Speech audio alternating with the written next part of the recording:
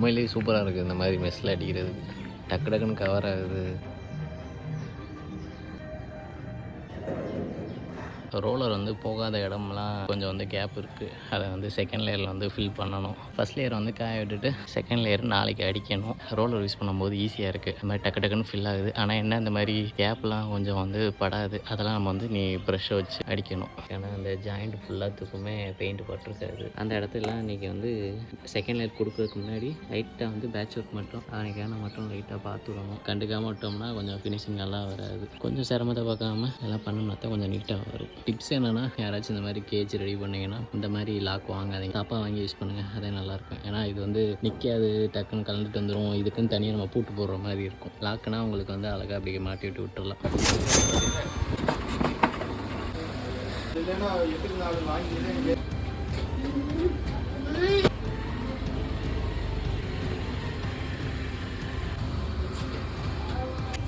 நல்லா நடக்கலாம் மீன்.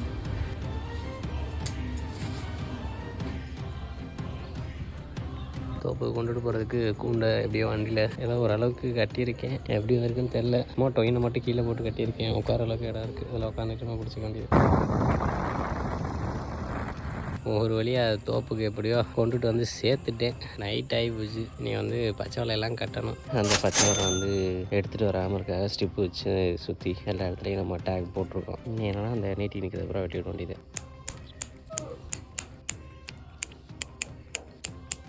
இதான் ஃபைனல் அவுட்புட்டு. எப்படி இருக்குன்னு கமெண்ட்டில் சொல்லுங்கள்.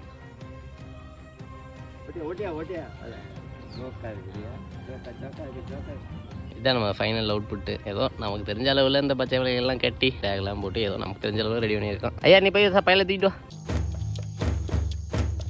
நீ ஆசையாக சேர்த்து வச்ச பொருளெல்லாம் துரு பிடிச்சி போகும். உன் நிலம், வீடு, நீ சேர்த்து வச்ச பணம் எல்லாம் கை மாறி போகும். நீ வாழ்ந்த வாழ்க்கை வெறும் கனவு. ஆனால் ஒன்று மட்டும் காலம் தாண்டி நிற்கும் மகனே, அது பேரு. இப்படி ஒருத்தன் வாழ்ந்தாங்கிற பேரு. பேரு முக்கியம். பேருக்காக தான் காலங்காலமாக யுத்தங்கள் நடக்குது.